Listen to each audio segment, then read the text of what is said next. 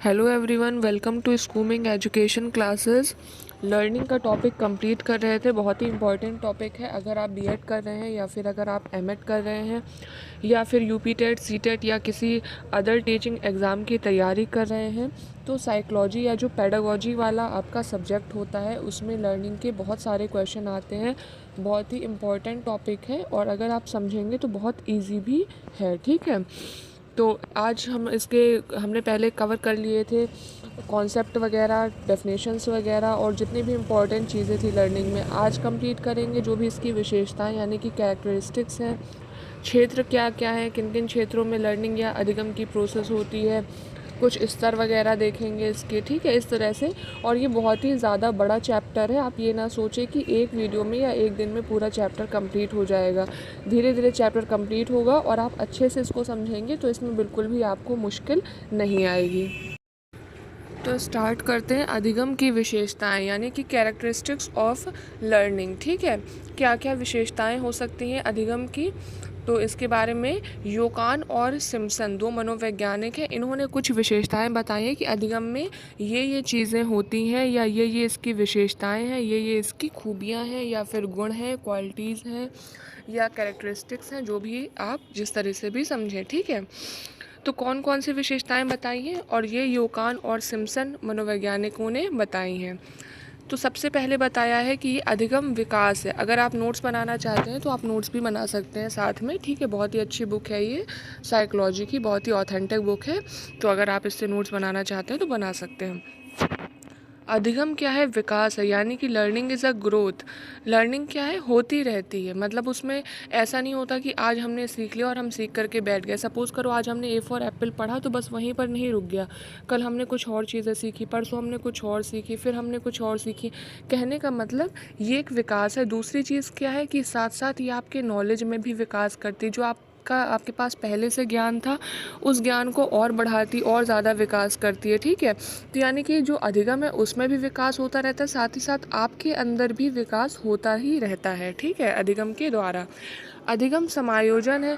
जाहिर सी बात है कि अधिगम अगर आप कर रहे हैं तो आपके अंदर समायोजन भी होगा। ठीक है, यानी कहने का मतलब ये है कि अधिगम के द्वारा आप कहीं भी समायोजित हो सकते हैं या अधिगम का प्रयोग आप कहीं समायोजित होने के लिए कर सकते हैं या फिर कहीं एक सीखी हुई बातों को आप दूसरी जगह समायोजित कर सकते हैं। ठीक है, तो समायोजन के यहाँ पर कई प्रकार के अर्थ निकलते हैं।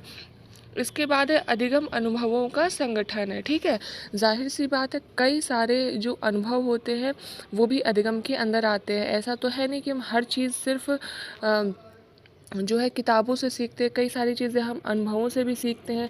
तो जो हमारे ये अनुभव होते हैं ये भी एक प्रकार का अधिगम है। ये भी हम इनसे भी एक प्रकार से सीख लेते हैं अपने एक्सपीरियंस से, अपने अनुभवों से। ठीक है, अधिगम स्वोद्देश्य है, यानी कि अधिगम का भी एक उद्देश्य होता है। अगर आप इंग्लिश सीखना चाहते हैं उसका एक उद्देश्य है, हिंदी सीखना चाहते हैं वो भी एक उद्देश्य है, प्रक्रिया भी है और उद्देश्य भी है। ठीक है, परिणाम भी है। अगर आप साइकिल चलाना सीख रहे हैं, कार चलाना सीख रहे हैं, मतलब कहने का मतलब जो आप चीज़ें सीखते हैं उनका कोई ना कोई उद्देश्य भी होता है। ठीक है, चाहे आप वो उद्देश्य खुद क्रिएट कर रहे हो, यानी आपने पहले से सोच रखा है कि मुझे ये चीज़ इस वजह से सीखनी हो, या आपने पहले से ना भी सोचा हो कि मैं ये चीज़ इस उद्देश्य से सीख रहा हूँ, पर जब आप वो चीज़ सीखेंगे तो उसका कुछ ना कुछ अच्छा परिणाम निकलेगा ही निकलेगा, यानी कोई ना कोई उद्देश्य उसका सार्थक होता ही होता है। ठीक है, फिर है अधिगम विवेकपूर्ण व सृजनशील है। जाहिर सी बात है अधिगम में विवेकपूर्णता भी होती और सृजनशील, यानी कि कुछ नया क्रिएटिव करना भी होता है। Learning is intelligent and creative also. अधिगम क्रियाशील है। जाहिर सी बात है एक्टिविटी होती रहती है, आप सीखते रहते हो, कुछ भी सीख रहे हो तो वो एक एक्टिविटी ही है। अधिगम व्यक्तिगत व सामाजिक, यहाँ पर जितने पॉइंट दिए हैं वो बहुत ज़्यादा कुछ ऐसे समझने वाले नहीं हैं। आप खुद से भी मतलब ये चीज़ें सोच सकते हो कि अधिगम क्या, आप कोई चीज़ क्यों सीखते हो, कोई चीज़ सीखने के क्या लाभ होते हैं। तो अगर आप अपने ऊपर चीज़ों को अप्लाई करोगे, और ख़ास तौर से साइकोलॉजी ऐसी चीज़ ही है कि जिसे अगर आप अपने ऊपर अप्लाई करते हैं या अपने आसपास के लोगों के ऊपर, बच्चों के ऊपर अप्लाई करते हो, तो आपको उस चीज़ का आंसर मिल जाएगा कि यहाँ पर क्या आंसर होना चाहिए। ठीक है, ये ऐसा सब्जेक्ट होता है।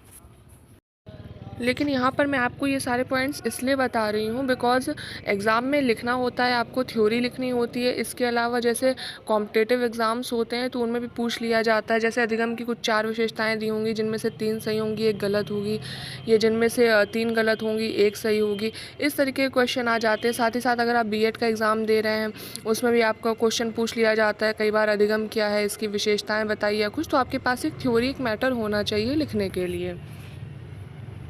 और बहुत सारी किताबें ख़रीदना भी जो है पॉसिबल नहीं हो पाता। इतने सारे अच्छे अच्छे राइटर्स हैं, जैसे कि एसपी गुप्ता हो गए, अरुण कुमार सिंह हैं, या क्या कहते हैं पीडी पाठक हैं। बहुत सारे राइटर्स हैं जो बहुत अच्छे हैं, जिनकी बुक्स काफ़ी अच्छी हैं।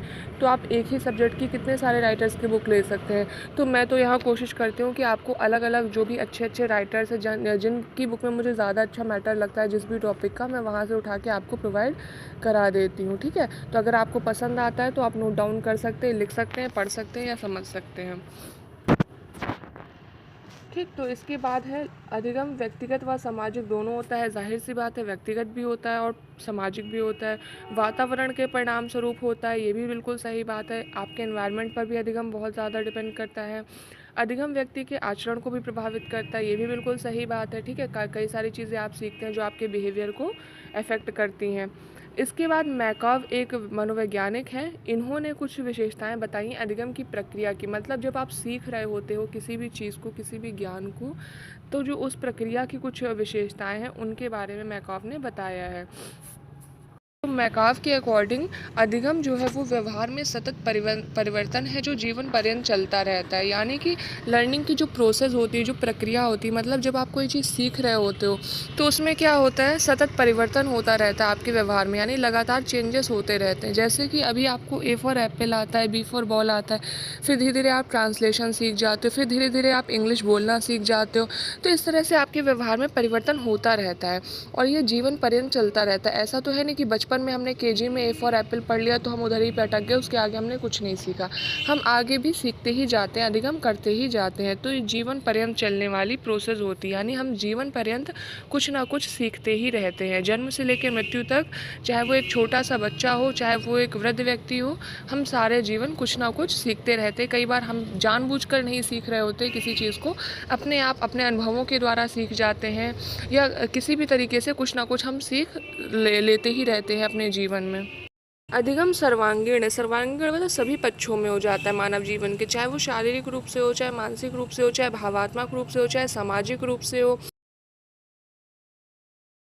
ठीक है, कहने का मतलब है, और जीवन के सभी पक्षों में, यानी कि चाहे वो आपका बाल्यावस्था हो, चाहे आपकी वो किशोरावस्था हो, चाहे शैशवावस्था हो। ठीक है, एक छोटा सा बच्चा भी होता है, पहले उसको दूध की बोतल पकड़ना नहीं आता है, फिर धीरे धीरे वो सीख जाता है, फिर बैठना सीखता है, फिर चलना सीखता है, पढ़ना सीखता है, उठना सीखता है, फिर लाइफ के एक्सपीरियंसेस से सीखता है।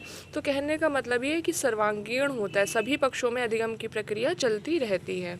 निगम में व्यक्ति संपूर्ण रूप से सम्मिलित रहता है। जाहिर सी बात है, शारीरिक रूप से भी, मानसिक रूप से। अगर आप कार चलाना सीख रहे हो लेकिन आपका दिमाग कहीं और पे है, ठीक है, तो आप क्या करोगे, सही से सीख नहीं पाओगे, कार को ठोक दोगे कहीं पे, या इस तरह से। ठीक है, तो जब आप कोई चीज़ सीखते हो तो वहाँ पर आप शारीरिक और मानसिक दोनों रूप से सम्मिलित होते हो, तब आप उस चीज़ को सीखते हो या उस चीज़ का अधिगम कर पाते हैं। फिर है अधिगम अधिकांशतः व्यवहार के संगठन में परिवर्तन होता है। व्यवहार के संगठन मतलब ऑर्गेनाइजेशन ऑफ बिहेवियर। ठीक है, जो आप सीखते हो, ठीक है, वो आपके पूरे बिहेवियर का एक ऑर्गेनाइजेशन होता है। ठीक है, यानी कि आपका जो भी पूरा व्यवहार है उसका एक संगठन बनाता है, मतलब आपके बिहेवियर में कह सकते हैं चेंजेस करता है, या और ज़्यादा कुछ अचीव करता है, परिमार्जन करता है या परिवर्तन करता है। ठीक, फिर अधिगम विकासात्मक प्रकार का होता है। जाहिर सी बात है, आपने कोई चीज़ सीखी है, फिर आपने कोई चीज़ सीखी तो आपका विकास हो रहा है। ठीक है, जैसे हमने पहले इंग्लिश की ABCD सीखी, ठीक, उसके बाद फिर हमने टेंस सीख लिए, फिर हमने एक्टिव पैसिव सीखे, तो क्या हो रहा है, विकास हो रहा है। अधिगम प्रोत्साहन की प्रक्रिया होती है। जाहिर सी बात है, आप कोई एक चीज़ सीख ले तो आपको प्रोत्साहन मिलता है दूसरी चीज़ सीखने के लिए। फिर अधिगम सदैव ही उद्देश्यपरक होता है, यानी उसका कोई ना कोई उद्देश्य होता है, चाहे आपने वो पहले से निर्धारित किया हो या फिर स्वतः ही उसका कोई ना कोई उद्देश्य सिद्ध हो गया हो। अधिगम व अधिगम में रुचि परस्पर संबंधित, तो जाहिर सी बात है आपकी अगर किसी चीज़ को सीखने में ज़्यादा रुचि है तो आप उसको ज़्यादा अच्छे से सीखेंगे, ज़्यादा जल्दी सीखेंगे और ज़्यादा लंबे समय तक उस चीज़ को आप याद रख सकते हैं। ठीक है, सीखी हुई चीज़ को आप भूल भी जाएंगे, लेकिन अगर आपका उसमें इंटरेस्ट है, आपने ज़्यादा अच्छे से सीखा है, तो आप उसको फिर से रिकॉल कर लेंगे। तो कहीं ना कहीं ये अधिगम और आपका इंटरेस्ट एक दूसरे, जैसे कुछ बच्चों को मैथ में इंटरेस्ट नहीं होता तो वो जल्दी नहीं सीख पाते, लेकिन कुछ को आर्ट में बहुत इंटरेस्ट होता है तो बहुत अच्छी पेंटिंग करना सीख जाते हैं। तो अधिगम और रुचि भी आपस में संबंधित होती हैं। फिर अधिगम तैयारी व अभिप्रेरणा पर निर्भर करता है। जाहिर सी बात है आपकी किसी चीज़ को सीखने के लिए जितनी अच्छी तैयारी होगी, जितनी तत्परता होगी कि आप उस चीज़ को सीखना चाहते हो, उतना ज़्यादा अच्छे से सीखेंगे। और साथ ही साथ आप जितना मोटिवेटेड होंगे, चाहे वो इंटरनली हो, मतलब आप अंदर से मोटिवेटेड है कि मुझे गिटार बजाना सीखना है, या बाहर से आपको किसी ने प्रोत्साहन दिया है, मोटिवेट किया है, तो जितना ज़्यादा आप मोटिवेट होंगे, जितना किसी चीज़ को सीखने की आपकी अच्छी तैयारी होगी, जितनी अच्छी तत्परता होगी, उतना ही ज़्यादा आप किसी भी चीज़ को अच्छे तरीके से सीख सकते हैं, उतना ही ज़्यादा आप किसी भी चीज़ का अच्छे तरीके से अधिगम कर सकते हैं। तो कुछ इम्पॉर्टेंट ये मनोवैज्ञानिकों की जो भी विशेषताएं थी, ये बहुत इंपॉर्टेंट है थ्योरेटिकल भी और वैसे भी एग्ज़ाम के लिए। अब जो नेक्स्ट टॉपिक है मैं नेक्स्ट वीडियो में कवर कराऊंगी अधिगम के प्रकार, और ये बहुत ही ज़्यादा इंपॉर्टेंट है क्योंकि ये बीएड एमएड के एग्ज़ाम्स में तो पूछ ही लिया जाता है, लेकिन इसके अलावा जो कॉम्पिटिटिव एग्ज़ाम है यूपी टेट और सी टेट, इसमें भी इसके कुछ मनोवैज्ञानिकों ने जो प्रकार बताया उससे क्वेश्चंस आ जाते हैं। वो मैं आपको नेक्स्ट वीडियो में बताऊंगी कैसे क्वेश्चंस आ। चैनल को लाइक शेयर और सब्सक्राइब करने के साथ साथ बेल आइकन ज़रूर प्रेस कर दें। जैसे ही मैं दूसरी वीडियो डालूंगी आपको तुरंत उसका नोटिफिकेशन मिल जाएगा।